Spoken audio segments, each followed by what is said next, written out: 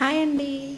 ఈరోజు గుడ్లు ఎండ్రల్ కర్రీ ఎలా వండుకోవాలో చూడండి. ముందుగా ప్యాన్ పెట్టుకుని అందులో ఆయిల్ వేసుకుని బాగా శుభ్రం చేసుకుని బాగా కడుక్కున్న ఎండ్రలు వేసుకుని బాగా ఫ్రై అనివ్వాలి. ఎండ్రలు ఫ్రై అయిన తర్వాత కొంచెం కరివేపాకు వేసుకోవాలి. అలాగే ఉల్లిపాయ పచ్చిమిరపకాయ ముక్కలు కూడా వేసుకుని బాగా ఫ్రై అనివ్వాలి. ఈ ముక్కల్లోనే కొంచెం ఉప్పు కొంచెం పసుపు వేసుకుని బాగా కలుపుకోవాలి.